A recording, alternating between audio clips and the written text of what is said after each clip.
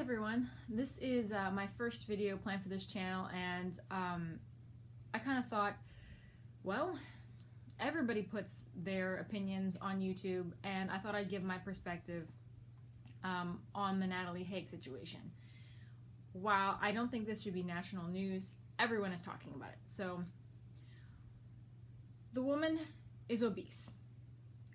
It may not be nice to say, it may not be kind to say something like that directly to a person, but it's true. And the irony of the situation that people apparently don't seem to be grasping, at least people who are supporting her, who are saying she's brave for something. The irony is that when she's saying her body is nobody's business, well, his text messages are not her business. So somehow what he says in a private text message is acceptable for her, is acceptable to be her business? I don't know. I'm not quite sure how that works. And I understand some people have pointed out, well, have you ever accidentally seen something that somebody has said? Yeah, I've accidentally seen things before, but usually not with any clarity, and I didn't take pictures of it. So I'm wondering how she was able to take a picture sitting so close to him without him realizing it. And how was she able to see so many of his conversations? She referenced multiple ones about eating Mexican food or some other things like that. And I also heard a report that said when she looked his direction, he turned his phone away from her, and that somehow she thought that was a problem. The thing here is she was not bullied. He was not giggling with his friends in the seat behind her. He was not saying anything to her. He was not being rude. He was not being unkind directly to her.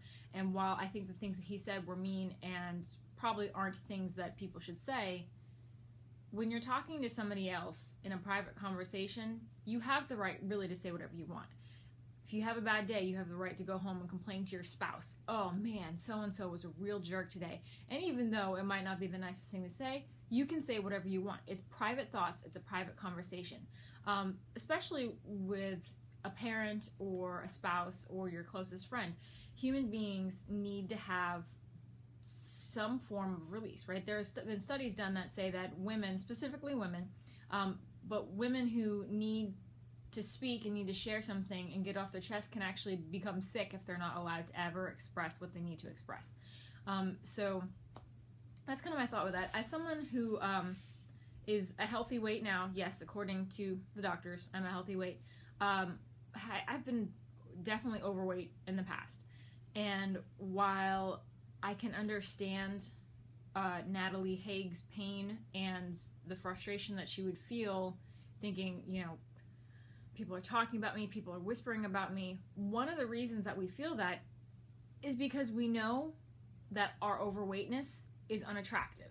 We know that our overweightness causes inconveniences or causes us to knock something over or whatever. When I was in high school, I weighed close to 200 pounds. And not only that, but I didn't know how to dress for my body shape. So that's kind of another level. I think there's a specific line that that's slightly different for everyone. Is where does overweight become attractive or unattractive? Where does being overweight become unattractive for a specific person? Some people wear weight much better, where they might be 20 pounds overweight compared to a different person, and one might look better 20 pounds overweight than the other one does. And part of that is just how you present yourself and also just how your body is shaped. I have a thinner torso and a thinner waist, but I carry all my weight in my hips and my thighs. So if I want to wear a dress, I can wear a smaller size dress because my waist is small, assuming that it is a narrow waisted dress. I can wear a smaller size dress and I will probably look thinner than I actually am because you can't see the weight that I'm carrying in my legs. Different people are shaped different ways.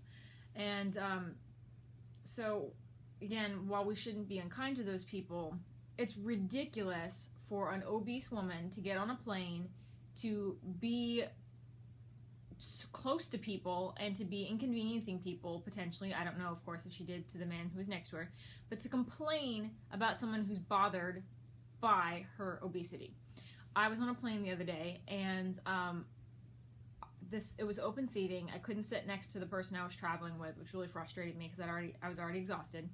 And I ended up sitting in the aisle seat next to a woman who is quite obese, and not just overweight. She also carried all of her weight, most of her excess weight, in her waistline, okay?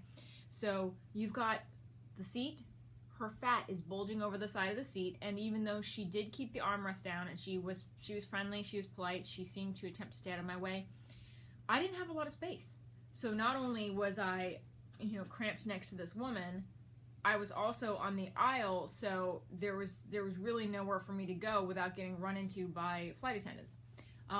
And one of the most frustrating things was this woman's arms. So not only her body is wide, her arms are wide, so her arms stick out quite a bit over into my side across the shoulder rest, which I couldn't use, or shoulder rest, armrest, which I couldn't use or even have space because she was there. And sitting back in the seat was really hard because this woman's arm was here, so I had to pretty much lean forward most of the time on the plane ride. I was able to sleep a little bit, curled up over the tray table, but it was very inconvenient. A flight attendant did come by and offer to have me move upwards towards the front of the plane because there was more space, because I wouldn't be sitting next to the woman, but my flight partner was not far away and I did not want to be too far separated. So I stayed there, tried to make the best of it, but it was still inconvenient. And I don't know why it should be a problem for me to say it's inconvenient. I should be able to go and tell my significant other, hey, this woman was really fat and it was really bothering me and she smelled bad. She didn't, but I'm just saying, I should be able to say that.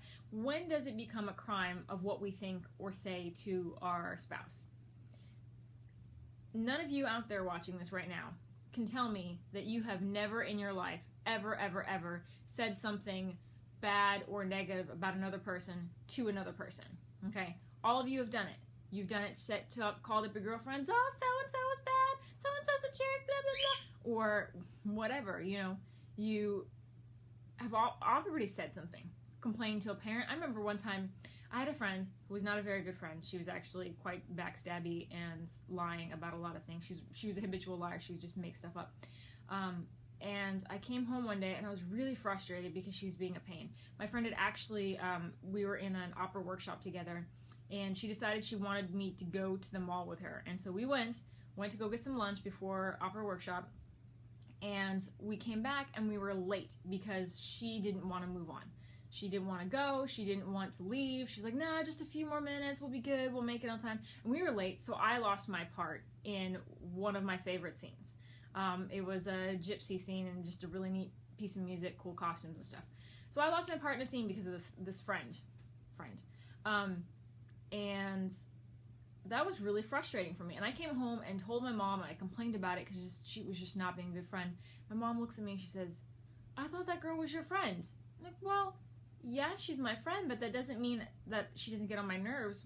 Why can't I tell my mom that I'm frustrated about this? Why does that somehow make this person not my friend? We get frustrated with a lot of people, and maybe not always with friends, maybe not always with close friends, but it happens. The same friend also, I had a duet in another scene, I think it was the same year, yeah, we had a duet in another scene, and tried to get her to practice the duet. She's like, nah, I got it, I'll learn it, I know it. She didn't know it. I knew my part, she didn't know her part, and it sucked. And it was very depressing because I had the lead role that time. It wasn't like a big opera thing. It was like scenes from a show, basically a condensed version. But I actually had the lead part in that, and I was playing the part of a girl named Patience, and she was supposed to be, I think, the maid or nanny or mom or something, some kind of matronly type figure. She didn't learn it, and so this brings up the question: well, what thought or words are able to be in a court are able to be used as evidence? What evidence is there that this man hated her? He didn't do anything to her. He didn't hate her. He didn't know her. He just said, this woman next to me is fat. And his friend said, hope she didn't eat any Mexican, right? Fat people, do they fart more? Probably. There's probably some science behind that. It wasn't a big deal. It shouldn't be a big deal. She's a model, for Pete's sake. Model. She already has the validation that she needs. People want to take pictures of her. Not sure why, because some of the pictures I've seen were not very well done. But people want to take pictures of her. People want to look at her. They want to dress her up and fly her places to do photo shoots. How great is that? This overweight woman who is not healthy, and yes, I can tell you she's not healthy. Have you seen her pictures? She's way overweight. At the very least, she's going to have joint issues when she's older if she doesn't lose some weight, okay? Not saying she has to be twig, but she was probably 250 pounds, okay? She's probably up there. And no matter how much she works out a week, 5 times a week, whatever she said about 5 times a week, I'm going to guess it's 3.5. But she said she works out about 5 times a week. 5 times a week working out, whatever that might actually mean, doesn't negate eating out 5 times a week. Eating poorly every day. You can work out all you want, and if you eat trash, you're not going to look good, okay? When I was in high school, I weighed close to 200 pounds, and then I was miserable. People are unkind, and that is true. And but I knew I was overweight, and part of my self-conscious problem was that I knew that I was fat, and there were people who were unkind to me, and sometimes you can tell, oh no, that person's looking at me. Is it because you're fat? Maybe. Could also be because your hair's going funny ways or whatever. And it took me a long time after I lost weight to get used to, oh, that person over there laughing is probably not laughing at me. And that doesn't mean that the people who laughed at me when I was fat or laughed near me when I was fat weren't laughing at me, but it doesn't mean they were either. So I lost a lot of weight. I went from about a size 14, 16 pants, I'm not quite sure, I don't remember exactly, to usually about a size 8. I fluctuate. I've been able to get down to a 6 a few times, but that was not terribly sustainable for me. So I lost a good amount of weight. I feel better. I have more energy. My muscles don't hurt as much as they used to. I have some back issues. They don't hurt as much as they used to. My skin is better. I can do just a lot of things. I have 2 flights of stairs in my house. I can run up both flights of stairs with no problem. And a lot of that's because I lost weight. At this point, not to get all serious and depressing on you, but at this point in my life, my father has a lot of health problems, and a lot of them are due to weight. He has a rare blood disorder, and it causes clotting and other issues, and it probably wouldn't have manifested itself if he had been a healthy weight. He also has lost lung capacity because of I think some errors with the medication that he was given. And on top of that, he has type 2 diabetes.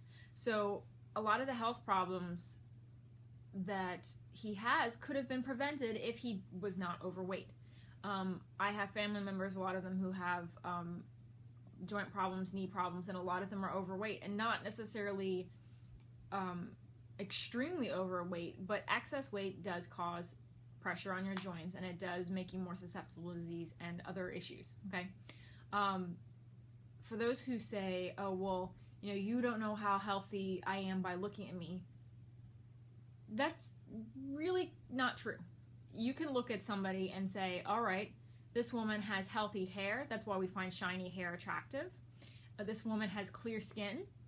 So she's probably taking care of her skin and eating well. And before somebody complains, I'm going to get hate comments. Oh, you don't know about people's skin problems. Correct. There are people who have skin problems. But for the people who do not have those skin problems, people who don't have those skin problems, eating healthy and treating your skin well will make you have clear skin.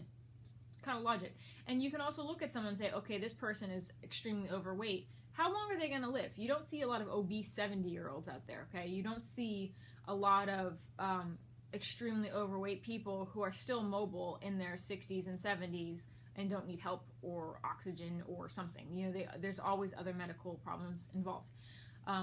So I guess this video is kind of a bit of a rant.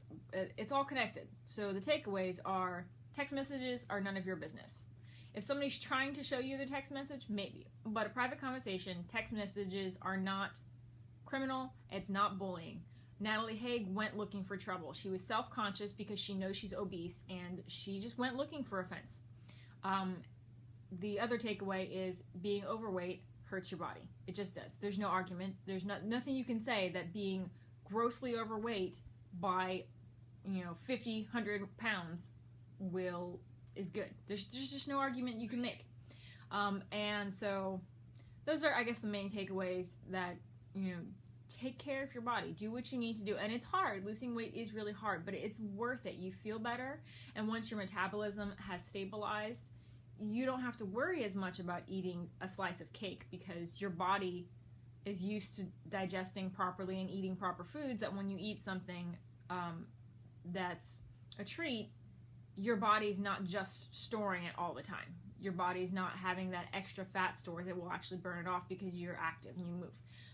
So that's basically it for today. I hope you will like and subscribe. I'm going to try to start building this channel a little bit more, and just let me know some topics you might like to talk about.